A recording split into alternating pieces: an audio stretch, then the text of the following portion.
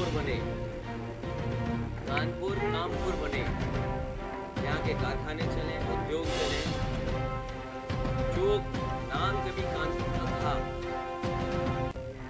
जो प्रतिष्ठा कानपुर की कभी थी, जो लाखों लाख लोगों को नौकरी रोजगार देता था और देश की प्रदेश की अर्थव्यवस्था में अपने आप को और अपना स्थान बनाता था। और आज भी जब सरकार के इतने वर्षों के बाद, नज़रअंदाज करने के बाद भी, सरकारों की बेरुखी के बाद भी, कानपुर अपने आप, कानपुर के उद्योगपति, कानपुर के कारोबारी अपनी मेहनत से और तमाम उलझनों के बाद उसके बावजूद भी कारोबार कर रहे हैं। इधर कानपुर ने कई बजट देखे होंगे, जैसे हर बजट ने भारतीय जनता पार्टी के ने मायूसी लाने का काम किया। एक बार फिर जो आखिरी बजट से पहले बजट था, उसने भी कानपुर को कुछ दिया नहीं। आज भी अखबारों में जो तस्वीर छप रही है, जो सबसे बड़ी खबर मैं मानता हूँ, वो आपके पनकी के कारखाने की है। ये वही पनकी का कारखाना है जो समाजवादी पार्टी ने और मैंने खुद ने इसको आगे बढ़ाने का काम किया। उसका परिणाम ये हुआ कि आज कानपुर में जो पुराना पनकी का कारखाना था, उसको ख़त्म कर करके नया पनकी का कारखाना बन गया है।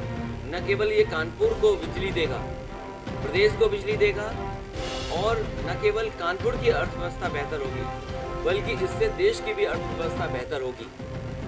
कानपुर कामपुर बने, उस दिशा में हम लोग काम करना चाहते हैं। और मैं तो कहूँगा कानपुर वालों से, बीजेपी के आपने सब कुछ देख ली, सरकार भी देख ली, सांसद भी देख लिए, स्पीकर भी देख लिए और कई और पद भी देख लिए आपने। मिला क्या कानपुर को? गंगा वैसी की वैसी। अभी जब मैं कानपुर घुस रहा था तो मैं देख रहा था गंगा के किनारे जहाँ पानी खत्म हो गया है, वहाँ बच्चे क्रिकेट खेल रहे हैं मैदान में। तो सोचिए मई जून में क्या होगा गंगा का, माँ गंगा का मई जून में क्या होगा। और आगरा में मुख्यमंत्री गए हुए हैं। जब गंगा सूखेगी कानपुर में, तो आगरा में यमुना सूख जाएगी। ये वो सरकार है जो किसी संस्था को मानती नहीं है। उत्तर प्रदेश पॉल्यूशन बोर्ड क्या कह रहा है, सेंट्रल पॉल्यूशन बोर्ड क्या कह रहा है, दोनों में झगड़ा है। ये डबल इंजन नहीं, डबल ब्लेंडर की सरकार है। दोनों इंजन टकरा रहे हैं और डब्बों का हाल पता ही नहीं है, डब्बे क्या कर रहे हैं।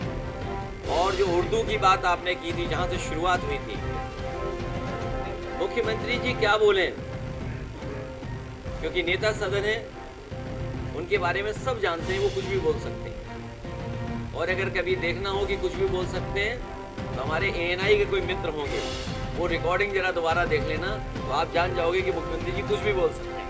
अगर मुख्यमंत्री जी सदन में ये बात बोलें और स्पीकर मुस्कुरा रहे हों, इससे बड़ा लोकतंत्र की हत्या कुछ नहीं हो सकती है। स्पीकर की जिम्मेदारी बनती है कि अगर मुख्यमंत्री ने गलत कहा है तो मुख्यमंत्री को रोकें। और मुझे मेरे सदस्यों ने बताया कि केवल हमारे माननीय सदस्य पंकज पटेल, उसने कोई बात कह दी, उस पर पूरी बीजेपी ने माफ़ी मंगवा ली।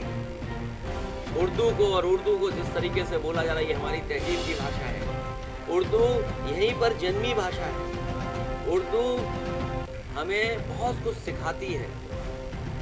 इसमें टर्किश शब्द हैं, पर्शियन शब्द हैं, बाहर के लाए हुए शब्द हैं। भाषा वही अच्छी होती है जो स्वयं में और शब्दों को भी संभाले। जब बहते हैं शब्द, इधर से उधर आते हैं, तो भाषा और मजबूत होती है। और हमारे मुख्यमंत्री जी स्टेशन की हिंदी नहीं जानते होंगे, क्रिकेट की हिंदी नहीं जानते होंगे, क्लच की हिंदी नहीं जानते होंगे, स्टीयरिंग की हिंदी नहीं जानते होंगे, ब्रेक की हिंदी नहीं जानते होंगे। और एक चीज़ और होती है इंजन में, क्रैंक शाफ्ट, जो मोशन बदल देती है। जो मैकेनिक या मैकेनिक की गिरी जानता होगा, वो जानता होगा क्रैंक शाफ्ट। तो सोचिए अभी भी वैसा ही वैसा है सब कुछ, वो कुछ जानते ही नहीं है। इसलिए बहस मत छेड़िए इस बात। नाराज होकर लगातार होती जा रही है। छोटा जानवर और अल्पसंख्यक को बहुत ही नीचे रख दिया गया है। 400 करोड़ का बजट छोटा जानवर के लिए दिया गया और 365 करोड़ का बजट सिर्फ अल्पसंख्यक को दिया गया। तो अल्पसंख्यक को कहाँ देख रही है? बड़ा इल्जाम लगा हुआ है महाकुंभ में कि जहाँ भगदड़ मची, वहाँ पे समाजवादी पार्टी के नारे लग रहे थे। इसको क्या कहना चाहिए? सबसे पहले आपको जेल भेज देना चाहिए। इसलिए कि आपने बताया नहीं सरकार को कौन है समाजवादी उसमें। ये बीजेपी के लोगों ने जानबूझ करके उर्दू का सवाल उठाया और ये जानबूझ के हमारा पत्रकार साथी जो बोल रहा है नहीं, ये बीजेपी वाले जानबूझ के बोल रहे हैं क्योंकि फंस गए हैं महाकुंभ में, वहाँ फंस गई है। ये महाकुंभ तो था हमारे लिए आस्था का है। बीजेपी ये नहीं कह सकती है कि बीजेपी का कार्यक्रम है, ये आम लोगों का कार्यक्रम है। और मैं तो आपकी बात से आगे बढ़ाता हुआ कहूँगा, पिछली बार भी मैंने कहा कि महाकुंभ का समय बढ़ा देना चाहिए। और कुछ लोग बता रहे हैं, कुछ लोग जो जानकार हैं, जो हमारे बहुत ही सम्मानित प्रतिष्ठित ब्राह्मण समाज से लोग, पंडित जी जो लोग आ रहे हैं, वो ये कह रहे हैं कि अभी मई तक शुभ है, मई तक स्नान आप कर सकते हैं। तो सरकार को सनातन धर्म, हिंदू धर्म और ये जो हमारी वैदिक परंपरा है जो सम्राट हर्षवर्धन ने शुरू की थी, इसको मई तक चलाएं, जिससे कि बहुत सारे लोग जो छूट गए हैं वो भी महाकुंभ में स्नान कर लें और पुण्य ले लें, दान भी कुछ कर लें, क्योंकि ये कभी कभी तो आता है। और अभी तो शायद 80 करोड़ लोग स्नान कर लिए हैं। मैं चाहता हूँ कि कम से कम 100 करोड़ का रिकॉर्ड तो बन जाए। इसलिए मेरा आपके माध्यम से सरकार से अपील है कि महाकुंभ का कार्यक्रम तब तक चलाएं जब तक भारत के 100 करोड़ लोग या देश के 100 करोड़ लोग स्नान न कर लें। ये बजट तो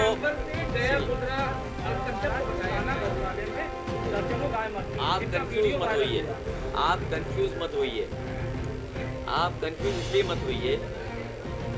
पिछले 9 बजट ने पीडीए इसको कुछ दिया ही नहीं, पीडीए को कुछ दिया ही नहीं।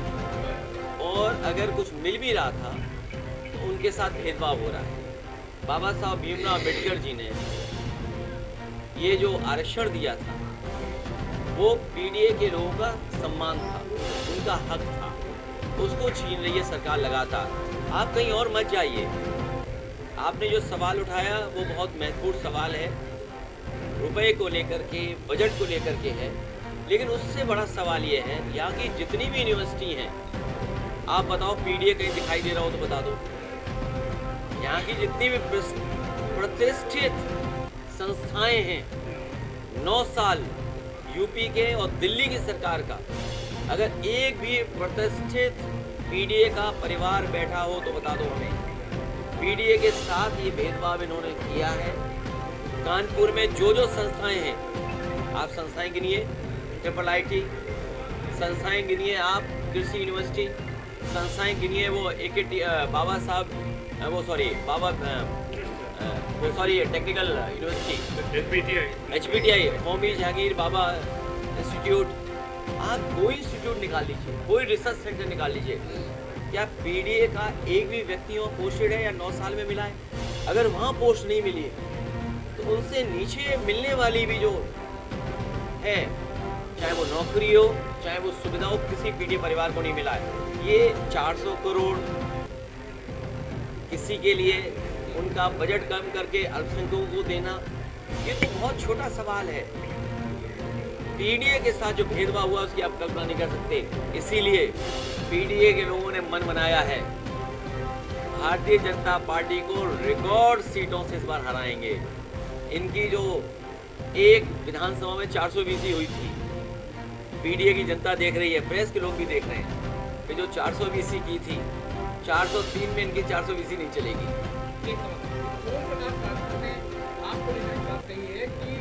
सरकार को कुंभ पर घेर रहे हैं अखिलेश जी, और उसी कुंभ में डुबकी लगा रहे हैं। मैं तो कहूँगा कि हमारी विधायक कहाँ है? देखिए, अब बड़ा इंटरेस्टिंग सवाल पूछा, हालांकि मैं बोलना नहीं चाहता था, लेकिन मजबूरी है क्योंकि आपने सवाल पूछा, इसे बोल रहा हूँ मैं। कोई हमारी इनकी सेटिंग नहीं है। मैं जब कन्नौज में एक मंदिर में गया था, मैं कन्नौज में मंदिर में गया था, कन्नौज में एक मंदिर में गया था मैं, उस मंदिर को गंगा जल से धोया गया था। जिस मुख्यमंत्री आवास में पूर्व में बहुत सारे मुख्यमंत्री रहे, हटे, किसी ने भी मुख्यमंत्री आवास को गंगा जल से नहीं धुलाया होगा। इस बीजेपी के लोगों ने मेरे जाने के बाद उस मंदिर को धुलवाया था गंगा जल से, मुख्यमंत्री आवास को गंगा जल से धुलवाया था, एक बार मैनपुरी में भी इसी तरीके से धुलवाने का काम किया था। बीजेपी वाले बताएं कि मैं तो गंगा में नहा लिया और गंगा किससे धोगे तुम? हमने तो गंगा पानी में ही स्नान ले लिया, अब बताओ गंगा को कहाँ से धोगे आप? तो इसलिए लड़ाई बड़ी है। ये जो फुलझड़ियाँ छोड़ दी जाती हैं छोटी मोटी, इनसे फर्क नहीं पड़ता है कौन क्या कह रहा है। उन्होंने तो एक श्लोक पढ़ा था, याद होगा, भजन भी गाया था, वो तो मैं बोल भी नहीं सकता। उनके विभाग में भ्रष्टाचार पूछ लिया किसी ने कि आपके विभाग में ये कमीशन है, तो उसने एक श्लोक सुना दिया था, भजन गा दिया था उन्होंने। आपको पता होगा क्या भजन गाया था। इसलिए ये सब इनकी बात नहीं है। बड़ा सवाल ये है कि महाकुंभ में ये फेल हो गए, उस आयोजन में फेल हो गए, ट्रैफिक व्यवस्था में फेल हो गए, सफाई में फेल हो गए, पानी की गुणवत्ता में फेल हो गए।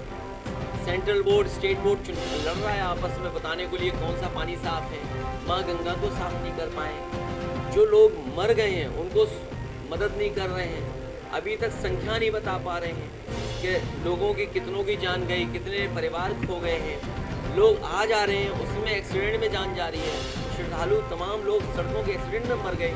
इसकी क्या मदद करेगी सरकार? ये सरकार न केवल महा फेल हुई है, इस सरकार ने महा घपला भी किया है।